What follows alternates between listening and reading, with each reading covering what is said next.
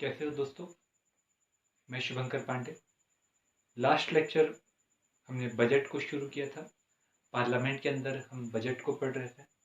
एक उसका ओवरव्यू हमने लिया था और आज हम उस बजट की कुछ बारीकियों को, जो ध्यान देने योग्य रहती है, जिसका एग्ज़ाम में पूछे जाने का जो प्रतिशत मान है वो अधिक रहता है, उस बात को हम समझने की कोशिश करते हैं कि किस प्रकार से हम बजट को समझे और बजट के साथ में हम किस प्रकार से राजकोषीय प्रबंधन, जब हम इकोनॉमी के लेक्चर को जब पढ़ते हैं तो उसमें एक चैप्टर है राजकोषीय प्रबंधन। तो राजकोष को किस प्रकार से प्रबंधित किया जाता है, उस सब बातों को हम इकोनॉमी में देखेंगे। यदि हम यहाँ पर उस बात को समझ लेते हैं तो इकोनॉमिक वाला पोर्शन हम इकोनॉमी में आराम से समझ लेते हैं। तो कल जो हमने जहाँ पर हमने लेक्चर को छोड़ा था वहीं से हम शुरू करते हैं कि बजट जब रखा जाता है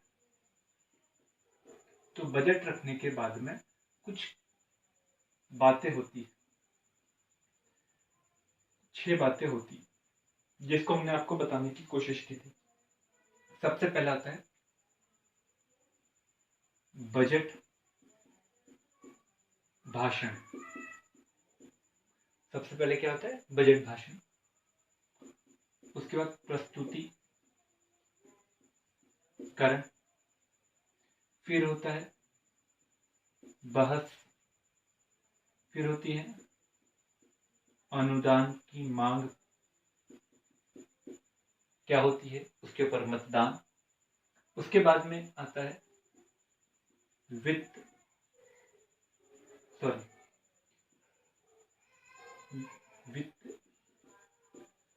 विनियोग विधेयक और आता है वित्त विधेयक। ये आपको हमें बताना था, जो हमने कल के लेक्चर में आपको केवल नाम लगकर छोड़ दिए थे। अब आपको हम ये बताते हैं कि एक बजट में क्या क्या शामिल होता है। एक प्रश्न हमेशा आता है, एक बजट में क्या शामिल होता है। जब बजट में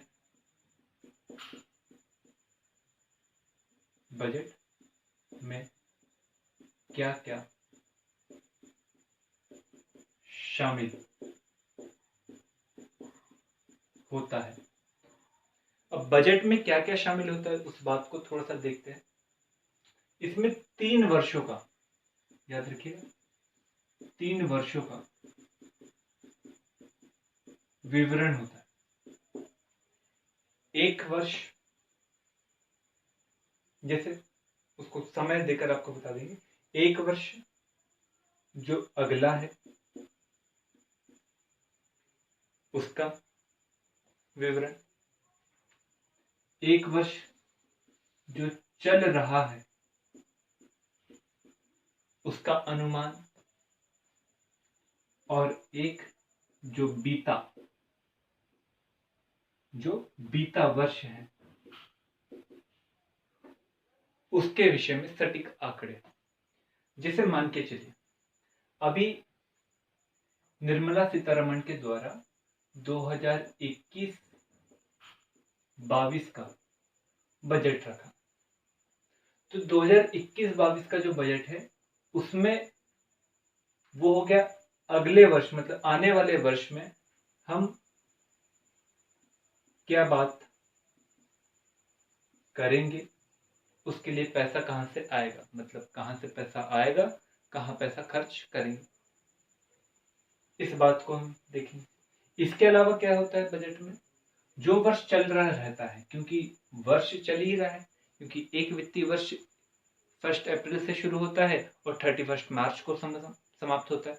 तो उस समय तक के जब फाइनेंशियल ईयर चलते रहता है, तो अभी जो चल रहा है उसके विषय में बताते हैं, मतलब 2020 जो और 21 था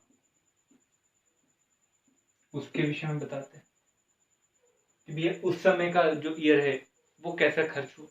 इसके बाद में जो बीता है 2019-20 उसके सटीक आंकड़ों को क्या कर दिया, उन्होंने प्रस्तुत कर दिया। ये रहता है एक बजट में 3 वर्षों का लेखा जोखा। यहां तक की कोई दिक्कत है क्या? अब हम बातों पर आते हैं कि बजट में किस प्रकार से बातें होती है। हमने प्रस्तुतिकरण को हम बताते हैं कि ये बजट जो है फाइनेंस मिनिस्टर राष्ट्रपति के कहने पर, याद रखिए राष्ट्रपति के कहने पर, क्योंकि बजट जो होता है वो राष्ट्रपति के कहने पर ही संसद में रखा जाता है। और संसद में भी किस में रखा जाता है? लोकसभा में। तो जब लोकसभा में रखा जाता है तो राष्ट्रपति के कहने पर रखा जाता है, और राष्ट्रपति के द्वारा जब कहा जाता है तो बजट रखा जाता है। और बजट रखने के पहले प्रधान जो वित्त मंत्री रहती है वो भाषण देती है, जिसे कहा जाता है बजट भाषण। और बजट भाषण के समाप्त होने के साथ ही बजट को सदन के सामने प्रस्तुत रखती है, और यहीं पर दो प्रक्रिया पूरी हो जाती है। वो रहता है बजट भाषण और बजट का प्रस्तुतिकरण। इसके साथ वो दो तीन बातों को भी ऐड करके रख लेती है। एक है आपका FRBM एक्ट 2003। FRBM एक्ट मतलब fiscal responsibility and budget management, राजकोषीय उत्तरदायित्व और बजट प्रबंधन अधिनियम 2003 में जो टारगेट बनाए हैं उस टारगेट को भी बता देता है। अब ये एक्ट क्यों पारित किया गया था? इस एक्ट को पारित करने का उद्देश्य हमने कल के लेक्चर में आपको बताने की कोशिश की थी कि हम न्यू इकोनॉमिक पॉलिसी के बाद में हमने अपने राजकोषीय प्रबंधन की और ज्यादा ध्यान देने की कोशिश की कि हम पैसा तो लगाए परंतु पैसा लगाने के बाद में उत्पादकता भी हमारी बढ़े, और उत्पादकता को बढ़ाने के लिए हम जो जो कर सकते हैं वो हमें करना चाहिए। तो इसके लिए सरकार के द्वारा किए जा रहे विभिन्न प्रकार के उपायों की भी चर्चा होती है, और उपायों के बाद में होने वाले परिणामों की भी चर्चा होती है। और परिणाम में बताया जाता है FRBM एक्ट के तहत कि इतना राजकोषीय घाटा रहेगा। अब राजकोषीय घाटा, राजस्व घाटा, पूंजीगत घाटा, पूंजीगत व्यय, पूंजीगत प्राप्ति क्या होता है वो इकोनॉमी का चैप्टर की बात है, यहाँ पर उसको समझने की आवश्यकता नहीं। तो यहाँ पर ये एक्ट को पारित कर दिया रख दिया जाता है। इसके बाद में क्या होता है, जो लोकसभा अध्यक्ष होता है, लोकसभा अध्यक्ष जो होते हैं वो कुछ दिन निर्धारित करते हैं ताकि जो बजट रखा है उसके ऊपर बहस हो जाए, और बहस होती है। 4 से 5 दिन का ये समय रहता है। 4 से 5 दिन के बाद में जो सदन रहता है उसको कुछ समय के लिए स्थगित किया जाता है। अब स्थगन क्या होता है आपको क्लियर है? तो कुछ समय के लिए स्थगित किया जाता है, लगभग 4 से 5 हफ्तों के लिए स्थगित किया जाता है। इस दौरान क्या होता है कि विभिन्न प्रकार की समितियां, जो विभागीय समितियां रहती है, वो समितियां जितनी भी अनुदान है, मतलब जितनी भी मांग है, बजट में जो मांग रखी गई है उन सभी मांगों का अध्ययन करती है, सभी प्रकार की मांगों का अध्ययन करती है।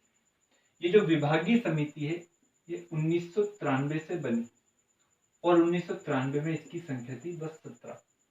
मनमोहन सिंह जी का इसमें बड़ा भूमिका रहा, क्योंकि इससे जो अनावश्यक मांग रहती थी उस मांग को कम करने की सहूलियत होती थी, और इसका असर बजट के उत्तरदायित्व पर पड़ता था, मैनेजमेंट पर पड़ता था सकारात्मक।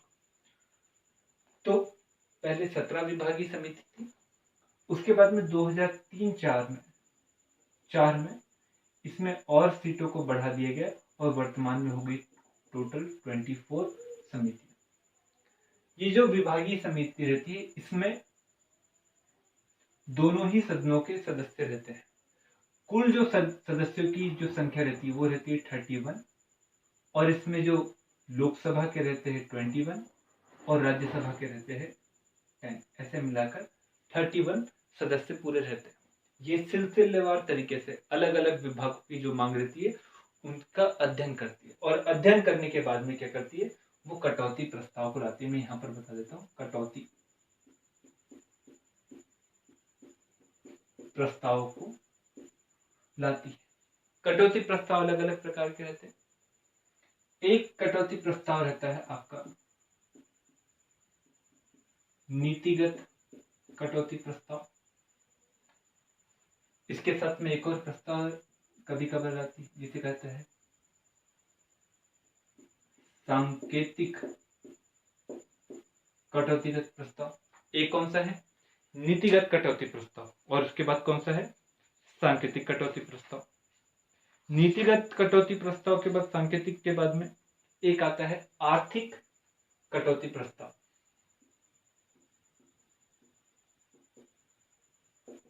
आर्थिक कटौती प्रस्ताव। ऐसे मिलाकर 3 कटौती प्रस्ताव ये समिति रखती है, क्योंकि समिति अध्ययन अच्छे से करती है और फिर बाद में इन प्रस्ताव को रखा जाता है कि भैया कभी जो अनुदान की मांग है, मान के चलिए वो किसी नीति को लेकर है, कोई प्लानिंग बनाई है गवर्नमेंट ने और उस गवर्नमेंट को प्लान को इम्प्लीमेंट करने के लिए पैसे की आवश्यकता है, पर विभागीय समिति को लगता है कि इस प्रकार के प्लान का कोई असर नहीं होगा, क्योंकि जो प्लान है वो गलत है, जो नीति है वो गलत है।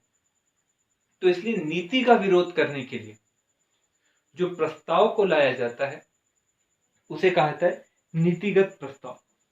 इसमें क्या किया जाता है, जो प्रस्ताव लाया जाता है उसमें पूरी जो रकम रहती है उस रकम को कम करके 1 रुपए कर दिया जाता है कि भैया आपकी नीति ही हमें अच्छी नहीं लग रही, बदले में तुम ऐसा करिए, इस नीति को हटाते हुए अन्य नीति को लाओ, यदि आपको सुझाव की आवश्यकता है तो हम आपको बताते हैं। तो मतलब एक प्रकार से गाइडेंस भी दे सकते हैं। तो नीतिगत प्रस्ताव।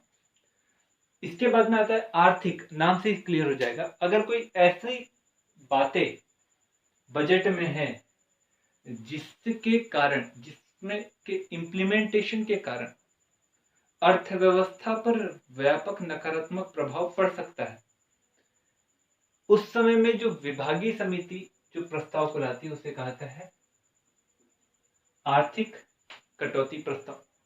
आर्थिक कटौती जो प्रस्ताव रहता है, इस आर्थिक कटौती प्रस्ताव में जो रकम रहती है उसको कम कर दी जाती है और बोला जाता है कि भैया आप इसकी जगह पर अन्य नीति को ला दो।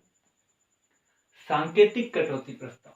सांकेतिक कटौती प्रस्ताव में ये दिखाने के लिए कि भी हम आपका विरोध करते हैं और उस समय में रकम की राशि को घटाकर क्या कर दिया जाता है, 100 रुपए कर दिया जाता है। पर ये प्रस्ताव पारित नहीं हो पाते, सदन में रखे जाते, पारित नहीं हो पाते। उस पारित नहीं होने के पीछे का कारण ये रहता है क्योंकि भैया लोकसभा में तो उसी सरकार की बहुमत है जिसने इसे बजट को रखा हुआ है।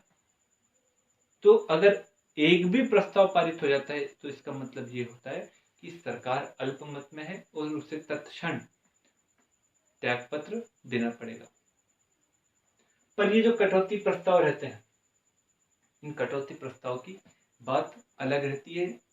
ये एक मुद्दे से संबंधित होना चाहिए। याद रखिए, कटौती प्रस्ताव के संबंध में कुछ बातें भी बताई गई है कि भैया आप कटौती प्रस्ताव को रखते तो हो, पर कटौती प्रस्ताव में आपको बताना जरूरी है कि भैया हम क्यों ला रहे हैं, आवश्यकता को बताना होगा।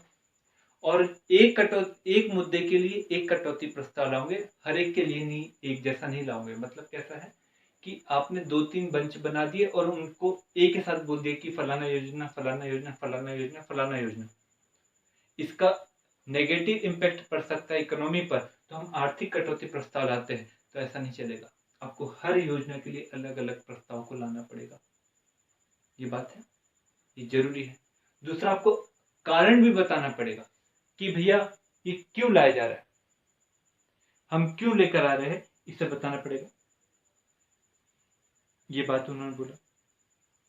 अब कटौती प्रस्ताव को रखने के बाद में, क्योंकि कटौती प्रस्ताव इंपॉर्टेंट रहता है, इसके बाद में क्या होता है, जो वित्तीय विनियोग विधेयक होता है उसे पारित किया जाता है।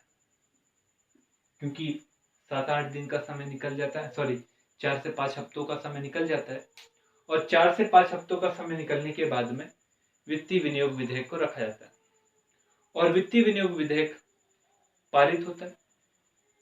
पर पारित हो जाने के बाद में विभागों को पैसा मिलने में थोड़ा समय लगता है। इसी दौरान क्या होता है, पैसे की आवश्यकता रहती है, तो ये समय लगता है 2 माह का। तो 2 माह एक वित्तीय वर्ष के कम हो जाते हैं। तो ऐसी कंडीशन में इस 2 माह के कार्यों को पूरा करने के लिए सरकार कुछ संवैधानिक गतिविधियों को पूर्ण करती है और टोटल बजट का 1/6 भाग को वो अप्रूवल करवा लेती है और उसके माध्यम से सरकारी कार्य को पूर्ण करने की कोशिश करती है। क्योंकि 2 माह तक के ये 1/6 पैसा काम में आ जाता है। उसके बाद में क्या होता है कि अन्य जो पैसा जो रिमेनिंग मनी रहता है वो विभाग को मिल जाता है। इसी के बाद में वित्त विधेयक को भी प्रस्तुत कर दिया जाता है और वित्तीय विनियोग विधेयक से इस बात में अंतर में अलग रहता है क्योंकि वित्त विधेयक में आपको कर की मात्रा ज्यादा या कम होते हुए दिखाई देती है। वित्त विधेयक की बात यहाँ पर थोड़ी सी अलग है। यहाँ पर ये करके हम बजट को पारित कर लेते हैं और पारित करने के बाद में हम ये देखते हैं कि सरकार उसका उपयोग करके अर्थव्यवस्था को चलाते हैं। पर कभी कभार क्या होता है, जो बजट में जो पैसा अलॉट किया जाता है वो कभी कभार कम पड़ जाता है या फिर हमने जो पैसा अलॉट करा रहता है वो पैसा किसी खास विशेष योजना के लिए रहता है। क्योंकि आपको एक संस्था के बारे में बताएंगे, उसका नाम है कैग। और कैग का काम ये रहता है कि किसी भी योजना के लिए जो पैसा अलॉट किया गया है क्या उसी योजना के लिए पैसा लगा है कि नहीं, इस बात को देखना। हमारे घर में जो पेमेंट आती है हम उसको बचाते हैं, मान के चलिए सिलेंडर लेने के लिए, पर सिलेंडर लेने के लिए सिलेंडर वाला आता ही नहीं है 10 दिन। तो अगर मान के चलिए दूध वाला आता है तो हमने जो पैसा बचा के रखा था उसका उपयोग कहाँ पर कर लिया, दूध वाले को देने के लिए कर लिया। पर ये आपके घर के बजट में हो सकता है, पर देश के राज्य के बजट में इस प्रकार का कार्य नहीं हो सकता। इसे वित्तीय अनियमितता कहा जाता है, भ्रष्टाचार कहा जाता है। और इसी वजह से क्या होता है कि कभी कभार दूसरे विभाग के पास तो पैसा हो जाता है पर एक विभाग के पास पैसा नहीं रह जाता है। तो उसकी आवश्यकता को पूरा करने के लिए अलग से फिर समय समय पर अनुदानों को मांग सकता है कौन, विभाग। तो अन्य जो अनुदान रहती है, अन्य अनुदान, हम उसमें कुछ अनुदान को आपको बताने की कोशिश करेंगे कि ये अनुदान कौन कौन सी होती है। आप इसी में आर्टिकल 115, 116 को पढ़िएगा। उसमें अनुदान को आपको अच्छे से बताया गया है और उसको आप जब पढ़ोगे तो आपको बहुत सारी बातें क्लियर हो जाएंगी। एक है आपका अनुदान, हम 4 अनुदान को बताते हैं, 5 और 6वां जो हम सिंपल से रूप में बताने की कोशिश करेंगे। एक है अतिरिक्त अनुदान, उसके बाद अनुपूरक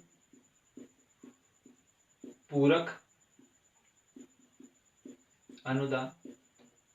एक कौन सा अनुदान है, अतिरिक्त अनुदान। एक है अनुपूरक अनुदान। इसके बाद में एक और अनुदान है जिसे कहा है अधिक अनुदान, अनुदान। और उसके साथ में एक और अनुदान है उसे कहा जाता है अपवादानुदान। ठीक है, सॉरी। तो ये आपके अनुदान है। इसके अलावा सांकेतिक अनुदान हो गया, ये भी बड़ा इंपॉर्टेंट अनुदान है। प्रत्यय अनुदान, ये भी बड़ा इंपॉर्टेंट अनुदान है, इसे लिख लीजिए प्रत्यय अनुदान।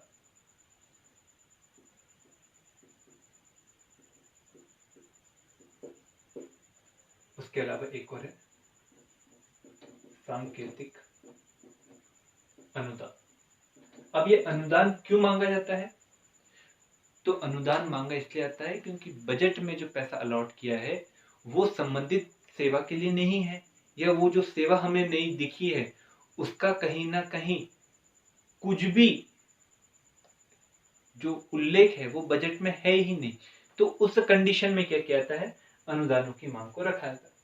इसमें जो आपको जो पहला अनुदान दिख रहा है जिसे हम कहते हैं अतिरिक्त अनुदान, ये अतिरिक्त अनुदान तब रखा जाता है जब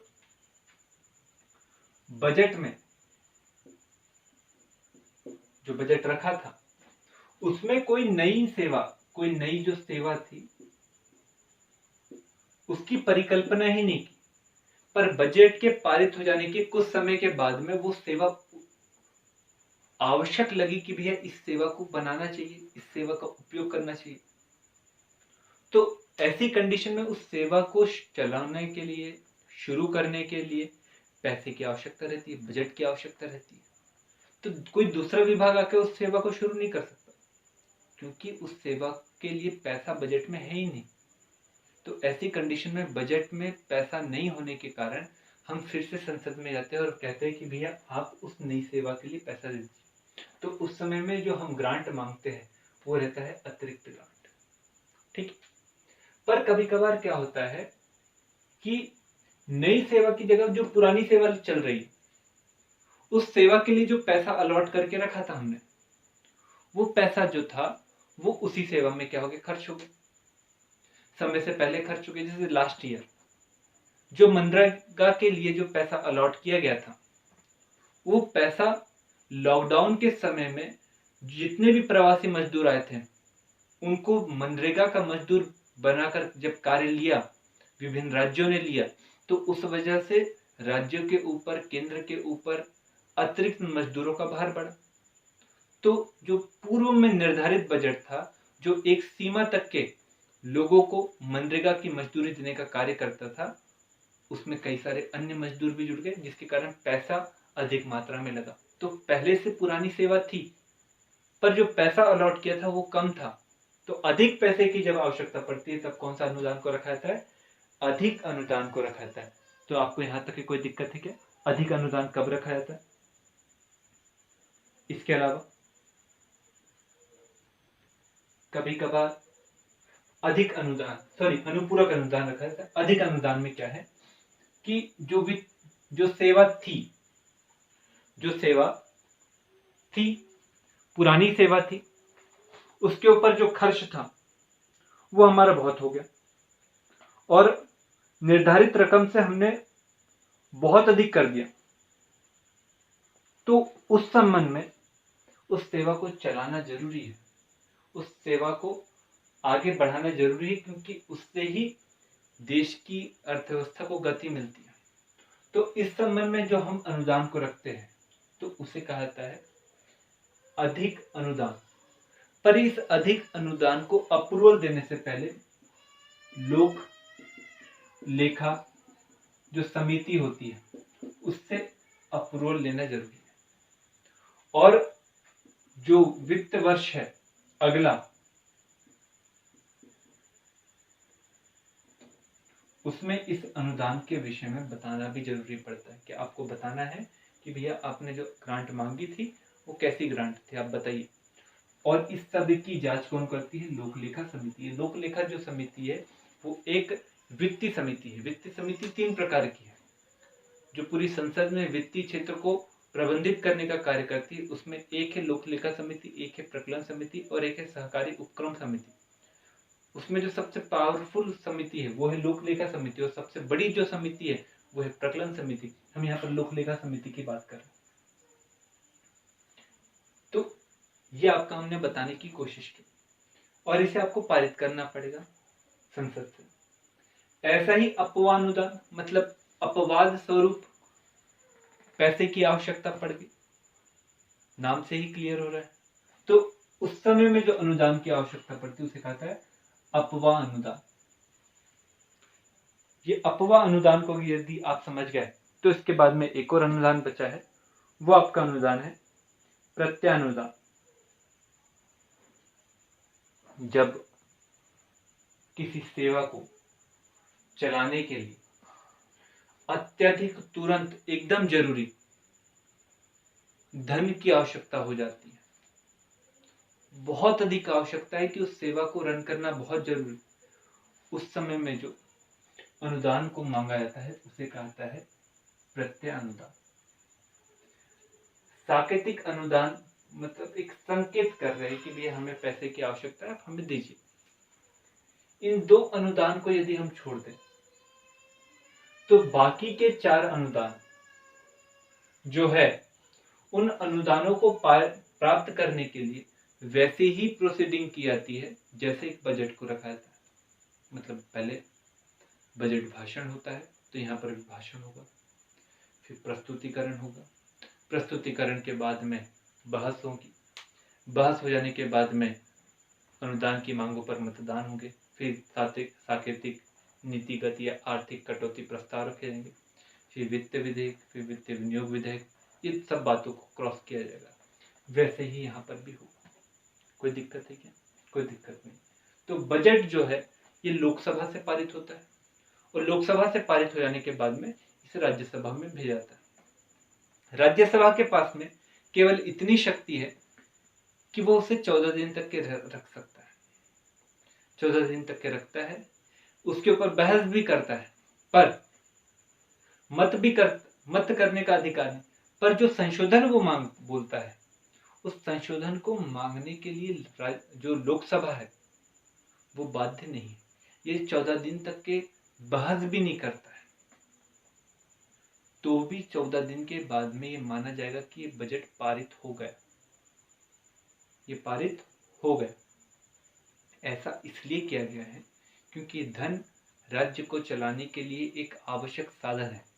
यदि इसके अप्रूवल में ही समय लगेगा तो देश की अर्थव्यवस्था को गति देने में कहीं ना कहीं राज्य चूकेगा और राज्य का असफल रूप में प्रदर्शित होगा। इसीलिए बजट में हमने जो लोकसभा है उसे राज्यसभा की तुलना में ज्यादा वरीयता देकर रखी है।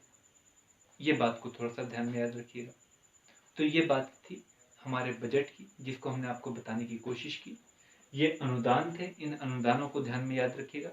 इसके अलावा एक जो छोटा सा टॉपिक है वो आपका टॉपिक बचा हुआ है, वो है संयुक्त बैठक। संयुक्त बैठक के ऊपर प्रश्न बनते हैं, सिंपल सा है संयुक्त बैठक। संयुक्त बैठक के विषय में जो बातें कही है वो आर्टिकल 108 में की है। तो जो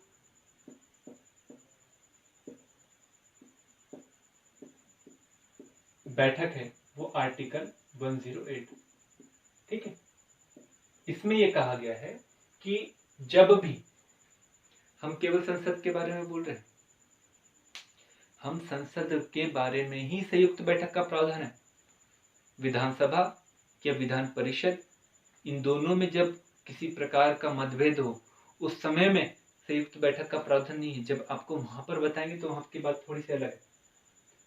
तो संयुक्त बैठक जो है तब आयोजित की जाती है जब दोनों ही सदनों में संबंधित विधेयक को लेकर समान मत नहीं होते, जिस वजह से उस विधेयक को पारित करने की संभावना कठिन होती है और वो विधेयक राष्ट्रपति की नजरों में महत्वपूर्ण लगता है। तब राष्ट्रपति क्या करता है, संयुक्त बैठक को बुलाने की बात करता है। कौन बुलाने की बात करता है? बुलाता कौन है? राष्ट्रपति। और राष्ट्रपति के द्वारा जब बुलाया जाता है तो बुलाने के बाद में आगे की तिथि जो रहती है उसको निर्धारित कर दी जाती है और तिथि को निर्धारित करने के बाद में जो लोकसभा अध्यक्ष रहते हैं वो लोकसभा अध्यक्ष इसकी अध्यक्षता करते हैं। लोकसभा अध्यक्ष नहीं होता है तो लोकसभा का उपाध्यक्ष करता है। लोकसभा का उपाध्यक्ष नहीं होता है तो राज्यसभा का जो उपसभापति होता है वो क्या करता है? अध्यक्षता करता है। अगर वो भी नहीं होता है तो कोई भी व्यक्ति जो सदन में बैठा हुआ है, जो संयुक्त सभा में बैठा हो, उसमें से किसी एक व्यक्ति को चुन लिया जाता है। और यहां पर हमें दिखाई देता है अध्यक्ष पर वो बैठता है। उसके बाद में सबसे पहला काम ये होता है कि गणपूर्ति है क्या नहीं, मतलब कोरम पूरा है क्या नहीं। कोरम पूरा है। कोरम पूरा जब हो जाता है तो फिर नियम बताए जाते हैं कि किस नियम के तहत चलेंगे। तो लोकसभा की जो नियमावली होती है उसी नियम के तहत संयुक्त बैठक की कार्रवाई शुरू होती है। और संयुक्त बैठक की कार्रवाई शुरू होती है तो इसमें केवल और केवल हमें एक प्रकार का विधेयक महत्वपूर्ण रूप से दिखाई देता है जिसको रखा जाता है, वो है साधारण विधेयक। साधारण विधेयक। इसके अलावा ना तो धन विधेयक ना ही संविधान संशोधन को संयुक्त बैठक में रखा जाता है। ये याद रखिएगा। साधारण विधेयक, इसके अलावा जो वित्त विधेयक है 1173, इसको भी संयुक्त बैठक, क्योंकि इसका संबंध कर को बढ़ाने, कर को कम करने को लेकर है। तो इन विधेयकों को आप पारित करवाना चाहते हो और मत नहीं बैठा है एक जैसा, तो उस कंडीशन में रख सकते हैं। अभी तक के 3 बार